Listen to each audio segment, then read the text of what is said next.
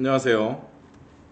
22년 동안 경매 외길 인생 걷고 있는 경매 장인 라고프입니다. 자, 오늘은 10분으로 끝내는 물건 검색 및 권리 분석 드디어 제 5탄. 오늘은 근린 시설에 대해서 좀 설명을 해볼까 합니다. 자, 근린 시설 하면 여러분들이 좀 이해하기가 어려우실 것 같아서 제가 검색 방법은 설명을 안 드린다 그랬고, 이미 나왔던 것 중에 여러분한테 근린 시설에 대해서 가장 편히 설명을 할 수 있는 물건을 하나 골라놨어요. 2015 타경 1835. 이 사건을 보시면 예전에 참 받고 싶었는데 이게 문제가 있어서 대출이 안 나오는 상황이어서 입찰을 못했었는데, 여기 보시면 유치권이 17억 7,800원가량 들어와 있었고, 유홍무가 5억 정도 유치권 소송이 아니라 유치권 신고를 해놨던 사건입니다. 이래서 이렇게 유치권이 있어서 법적으로 문제가 발생하는 사건들은 사실 금융권에서 경락 잔금 대출을 거절하는 게 보통입니다. 그래서 근린 시설이란 뭔지에 대해서 설명을 해주기에 가장 좋은 건물이어서 일단 예전에 2016년도 한 8년 전쯤 낙찰이 됐던 물건을 한번 끌어올려 봤어요. 자, 여러분들이 기존에 집합 건물로 보시든 제가 근린 상가에 대해 설명을 했는데, 근린 상가와 똑같이 생겼죠. 생긴 게 한번 볼게요. 왜 이 건물을 탐을 냈었냐 하면, 1층엔 요즘에 스세권이라고 얘기하죠.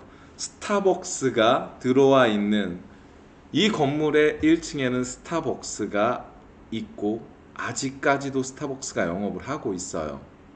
그리고 위에 피트니스 센터도 들어있고 아주 유명한 식당들 있죠. 경복궁, 삿포로 이런 것들이 건물에 다 들어와 있는 건물이에요. 뭐 웬만한 들어가 있는 건 다 들어가 있고 공실도 나지 않는.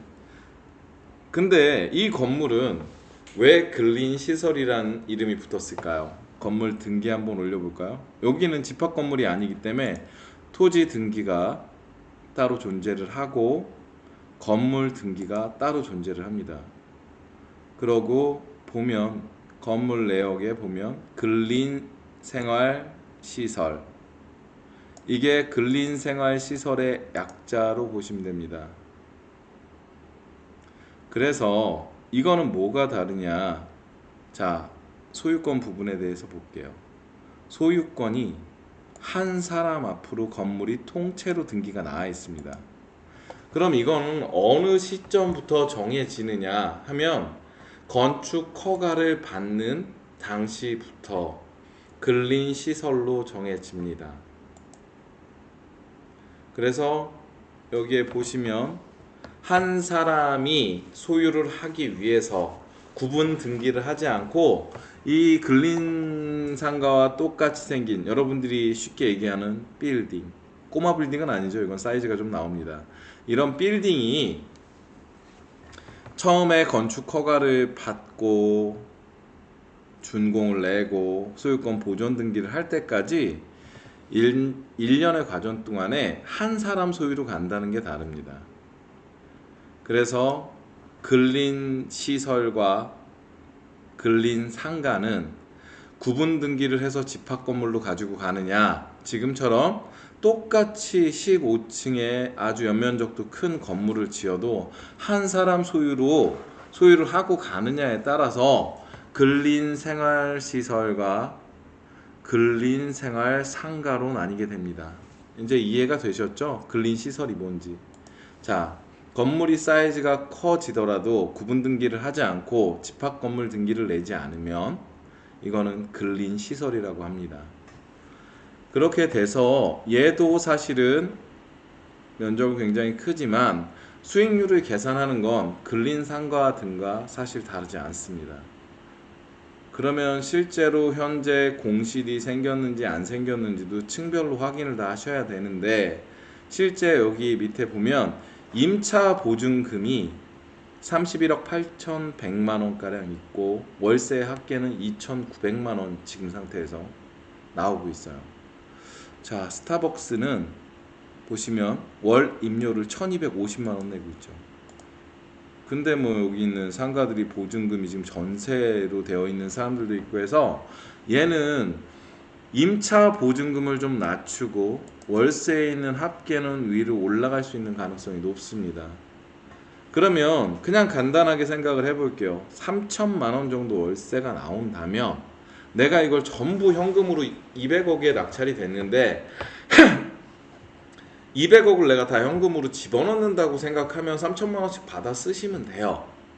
근데 아니잖아요. 우리는 레버리지를 이용해서 은행에서 최대한 뺄 수 있는 만큼 레버리지를 이용할 생각이기 때문에 그냥 80% 정도 대출을 만약에 받을 수 있다라고 하면 160억 가량의 대출을 일으키게 되고, 등기비도 어마어마하게 들어가요. 지금 200억에 낙찰이 되면 여러분 등기비가요, 법무사 수수료를 제외하고 은행에 뭐 인지대라든가 대출을 뽑기 위해서 발생하는 것들 비용을 빼더라도 그냥 단순 계산해서 5% 정도 잡으면 등기비만 10억 들어가신다고 보면 됩니다. 203억의 낙찰을 받았는데 이걸 등기 치는데 내 소유로 소유권의 명의를 변경하는 비용으로만 10억 정도 생각하시면 돼요. 그러면 210억 정도 들어갔다고 가정을 할게요. 조금 더 들어갈 수는 있습니다. 지금 203억의 낙찰을 받았기 때문에 그냥 여러분들이 이런 부분에 대해서 수익률 계산을 하실 때는 저처럼 암산을 하는 연습을 하시는 게 제일 좋습니다. 전국에 있는 물건이 어마어마하게 많아요. 그 물건들을 저같이 이걸 업으로 하는 사람들은 전부 다 체크를 하고 보고 넘어가기 때문에 물건을 최대한 빨리 분석하고 수익성 분석까지도 하는 게 연습이 돼 있어야, 시간이 몇 년 연습이 돼야 전국에 있는 물건을 다 체크할 수 있는 수준이 됩니다. 그러면 210억에 대출을 160억 받았다고 치면 일단 투자 원금이 50억 정도 들어가신다고 보면 됩니다. 그러고 한 달에 이자를 160억에 대한 이자를 계산을 해야 되는데 10억에 500만 원을 잡으면 6%로 계산을 할게요. 현재 금리에 준하게. 물론 6%보다는 더 싸게 대출을 받을 수 있습니다. 근데 금리 변동이 심한 때고 그동안에 금리가 뭐 제로금리 시대에서 지금 아파트 담보대출 금리가 5%대까지 올라온 상황이기 때문에 지금 상태에서는 보수적으로 계산을 하기 위해서 6%를 잡겠습니다. 그러면 160억에 대한 이자는, 계산기를 한번 두드려 볼까요? 이걸 완전히 암산으로 하기에는 좀 버겁네요. 160억에 대한 이자는 6%로 계산을 하면 월 8천만 원이 나옵니다. 근데 월 8천만 원이 월세로 나오면 내 돈 50억 마이너스 보증금 30억 정도를 잡으면 내 현금은 20억이 들어갔는데 지금 상태에서는 내가 매월 5천만 원씩 물어줘야 되는 상황이에요. 그러면 수익성이 없는 건물이기 때문에 사면 안 됩니다.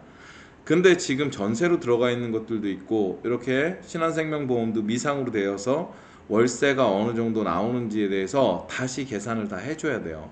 여기 주식회사 엔타스 같은 경우에도 그냥 전세로 15억에 들어가 있어요. 이런 것들 전부 다 월세로 돌려서 건물의 수익성을 높이는 작업을 해야 되는 게 당연한 겁니다.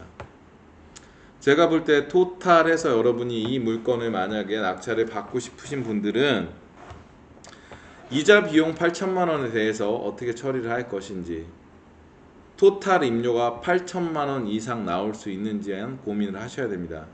그런 게 아니라면 강남처럼 시간의 흐름에 따라서 시세 차익이 거의 뭐 확실시 되어 있는 지역은, 강남은 지금 임대 수익률이 1%가 넘어가는 게 거의 없습니다. 여러분이 알고 있는 뭐 전지현이 됐던 뭐 비가 됐던 이런 친구들이 사는 물건들도 연 1%의 임대 수익이 나는 물건을 찾기가 힘듭니다.